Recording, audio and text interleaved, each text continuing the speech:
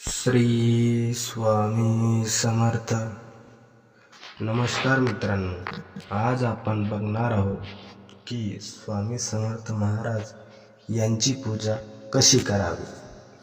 मला कदाचित हा प्रश्न पडतो, मी स्वामी समर्थाची भक्ती ही कशी केली पाहिजे. मला माझ्या जीवनात स्वामींची कृपा किंवा ईश्वरी कृपा कशी प्राप्त होईल. माझ्या भक्तीने स्वामी प्रसन्न व्हावेत म्हणून मी काय करावे. याचे उत्तर भगवान श्रीकृष्णाने भगवद्गीतेत दिले आहे.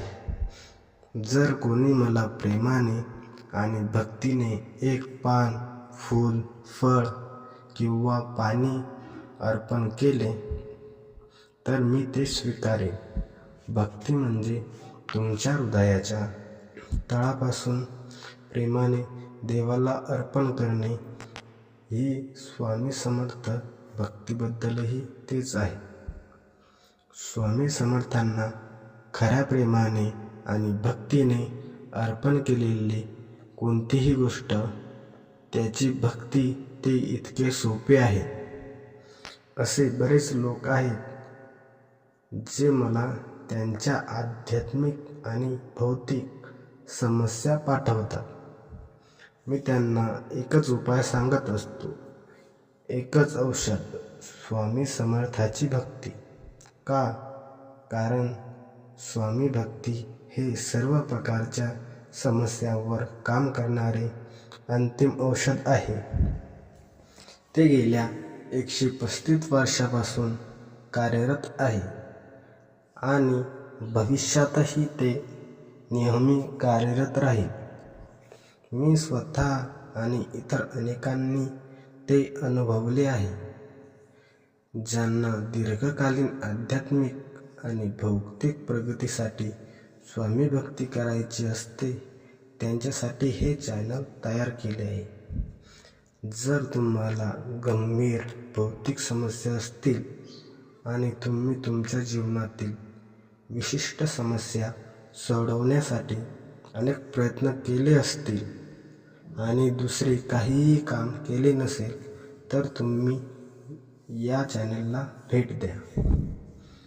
प्रथम, भक्ती म्हणजे काय?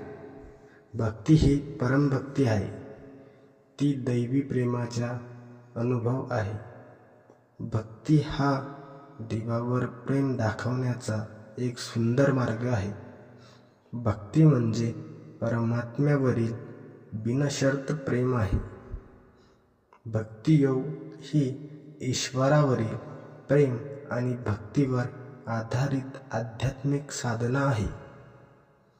हे भगवंताच्या जवळ जाण्यासाठी, सतत स्वतःला विकसित करण्यासाठी केले जाते. हे ईश्वरावरील साधे प्रेम आहे. देव आपल्याला मनातील शंका दूर करणार आहे. हे ध्येय साध्य करण्यासाठी भक्तियोग हा सर्वात सोपा मार्ग आहे. भक्ती शंका दूर करण्यास मदत करते. मन स्थिर होते, जसे शंका नाहीशी होते, ज्यामुळे भक्ती आणखी वाढते. हळूहळू पाणी अधिक स्वच्छ आणि स्पष्ट होते, जिथे शेवटी तुम्हाला तुमची स्वतःची प्रतिमा दिसते. तोपर्यंत देव कुठेतरी बाहेर आहे असे मानत राहिले पाहिजे. तोपर्यंत तुम्ही एका गुरुचे, एका देवाचे किंवा एका प्रधानाचे पालन केले पाहिजे. एकदा मनातील दैव विरघळल्यानंतर भक्ताला ईश्वराच्या सर्व रूपांमध्ये एकच दैवी मुख्यत्व दिसू शकते, जे अखेरीस पुन्हा एकदा एकाच दैवी अस्तित्वात विलीन होते. आत्मा ही आत्मसाक्षरता आणि आत्मसाक्षरता आहे.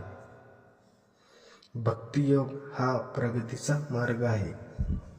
भक्त जे काही करतो किंवा जे काही आहे ते इष्टदेवता, देवाच्या स्वरूप देऊन सुरू करतो आणि त्याला सर्व काही अर्पण करून समाप्त करतो. ज्ञान प्राप्त करण्यासाठी भक्ती आवश्यक असते. भक्तीचा परा भक्ताला महाभावाकडे नेतो. पराभक्ती आणि ज्ञान एकच आहे. महाभावामध्ये भक्त आणि शरीराविषयी आणि जगाविषयी बेशुद्ध असते. शेवटी भक्ताला अशी अवस्था प्राप्त होते जिथे ज्ञान आणि भक्ती एक होतात. भक्त पूर्णपणे भगवंतात विलीन होतो. भक्त आणि देव यात काहीच फरक राहत नाही. हे भक्तियोगाचे अंतिम गंतव्यस्थान आहे. श्री स्वामी समर्थाची नवविधा भक्ती ही कशी करावी ते मी तुम्हाला सांगणार आहे. भक्ताला सतत भगवंताच्या संपर्कात राहण्यास मदत करण्यासाठी भक्तिसेवेचे 9 तत्वे आहेत. स्वामी समर्थाची भक्ती प्राप्त करण्यासाठी आणि त्यांची दैवी कृपा प्राप्त करण्यासाठी भक्तीचे सर्व 9 रूपे लावली पाहिजेत. स्वामी समर्थ साधना करताना प्रार्थना, पूजा, सेवा, जप, समर्थांच्या नावाचे कीर्तन, अनुसंधान, ध्यान, आत्मसमर्पण आणि आध्यात्मिक वाचन याचा वापर करावा. भक्ती स्वामी समर्थ भक्तीच्या सर्वात सोप्या आणि महत्त्वाच्या प्रकारांमध्ये समाविष्ट आहे. स्वामी नाम जप, सेवा, आध्यात्मिक वाचन आणि स्वामी समर्थांची भक्तिगीते ऐकणे. भक्तीचे सर्व प्रकार समान परिणाम आणतात. त्याचवेळी भक्तीचे प्रत्येक रूप वेगळ्या असते आणि भक्ताच्या मनाला आणि चरित्राला वेगवेगळ्या प्रकारे आकर्षित करते. स्वामी भक्तांनी भक्तीची जास्तीत जास्त रूपे वापरण्याचा प्रयत्न केला पाहिजे. यामुळे सुरुवातीच्या काळात भक्तीचे नीरस स्वरूप कमी होत असते आणि भक्ताचे मन स्वामीवर केंद्रित राहण्यास मदत होत असते. खाली मी विविध प्रकारांची यादी केली आहे. ते प्रत्येकजण तुम्हाला श्री स्वामी समर्थाची भक्ती टिकवून ठेवण्यास आणि वाढवण्यास मदत करतील. मी त्या प्रत्येकाच्या श्रेणीमध्ये भक्तीच्या स्वरूपाचे एकंदर महत्त्व देखील सांगितले आहे. कृपया तुमच्या भक्तीमध्ये फरक आणण्याचा प्रयत्न करा. मी खाली सुचवलेल्या विविध पद्धतींचे सर्वोत्तम संयोजन वापरा. प्रत्येक गोष्टीचा थोडा वापर करा. भिन्नता भक्तीचे नीरस स्वरूप दूर करण्यास मदत करते.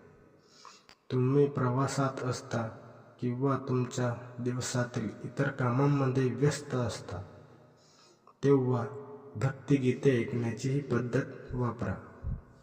अशा प्रकारे अजूनही भक्ती सहजतेने आणि अखंडपणे करत राहू शकता. आध्यात्मिक वाचन, स्वामी चरित्र आणि लीला, संत चरित्र, आध्यात्मिक वाचन आणि वाचन हा भक्तीचा अंतिम महत्त्वाचा प्रकार आहे. जेव्हा तुम्ही तुमचे मन आणि अंतःकरण आध्यात्मिक पुस्तकांमध्ये बुडवता तेव्हा तुम्ही नेहमी भरलेले राहाल. कारण आध्यात्मिक वाचनामुळे तुम्हाला दैवत्व आणि देवाची खोल समज मिळते. भक्ताने आध्यात्मिक गुरूबद्दलची सर्व पुस्तके वारंवार आणि अतृप्ततेने वाचली पाहिजे. संत हे जीवनमुक्त असतात. ज्यांनी जीवन आणि मृत्यूच्या दुष्टचक्रातून स्वतःला मुक्त केले आहे. ते देवापेक्षा वेगळे नाही. त्यांचे जीवन इतरांसाठी एक उदाहरण आहे. भक्तासाठी चरित्राचे वाचन हे भक्तीसारखेच आहे. संत चरित्राचे वाचन हा जीवनातील प्रलोभन आणि इच्छांशी लढण्यास मदत करण्याचा सोपा मार्ग आहे. आध्यात्मिक पुस्तके गुरुप्रमाणे मार्गदर्शन करू शकतात. संपूर्ण आध्यात्मिक प्रवासात भक्ताच्या मनात नेहमी अनेक प्रश्न आणि शंका असतात की ते प्रवास करत आहेत. अनेक वेळा भक्ताला दैवताच्या मार्गात हरवल्यासारखे वाटते. आध्यात्मिक वाचनामुळे भक्ताच्या मनात देवाविषयीचा आत्मविश्वास पुन्हा निर्माण होतो. हे मार्ग आणि देवाबद्दल अनेक प्रश्न आणि शंकांचे निराकरण करण्यास मदत करते. भक्ताने आध्यात्मिक ग्रंथात गुरु पाहण्यास शिकले पाहिजे. जेव्हा तुम्ही संत चरित्र वाचता तेव्हा अधिक सत्य असते. हे अंधाऱ्या रस्त्यावर प्रकाशासारखे कार्य करत असते. दिवे नसल्यामुळे अनेक साधक हरवल्यासारखे वाटतात. गुरु संतांची पुस्तके आईने मुलाचा हात धरल्यासारखी मदत करते. आध्यात्मिक वाचन मनाला भक्तीवर केंद्रित ठेवण्यासाठी देखील मदत करत असते, जे अत्यंत महत्त्वाचे आहे. कारण भक्ताचे मन त्याला जीवनातील भौतिक आनंदाकडे नेहमी खेचत असतात.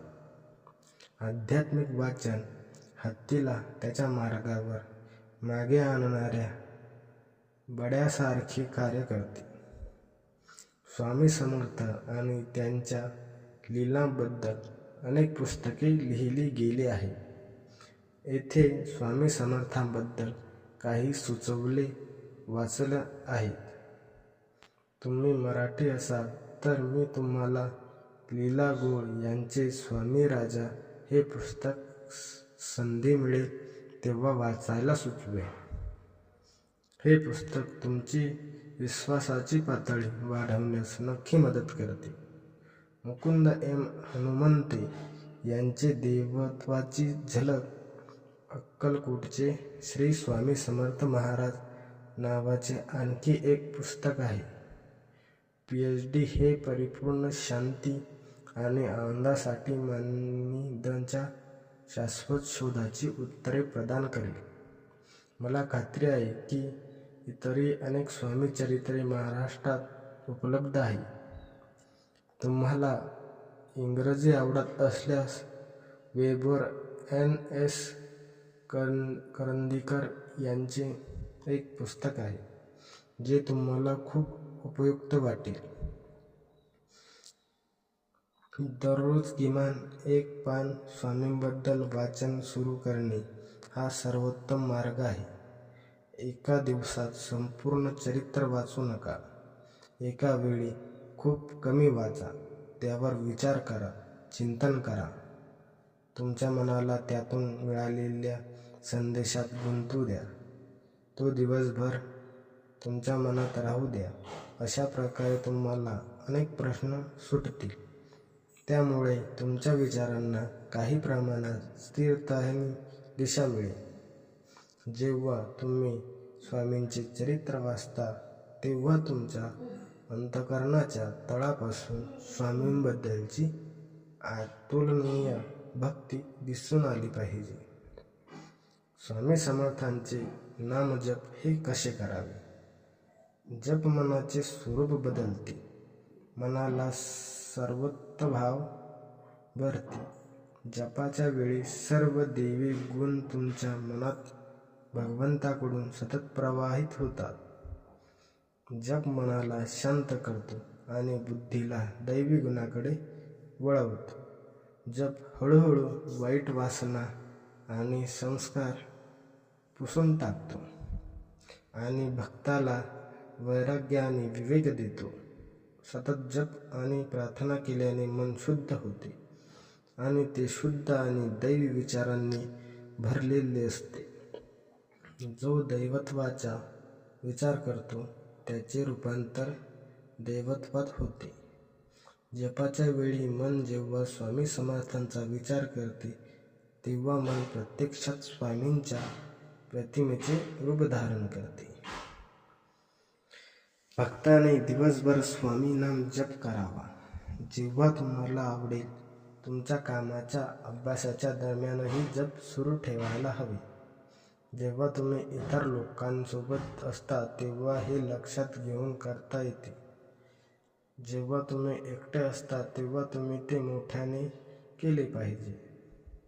तुमचे मन सांसारिक गोष्टीकडे वळवण्याचा प्रयत्न करेल, परंतु तुम्ही ते जपाने परत आणले सुरूच ठेवले पाहिजे.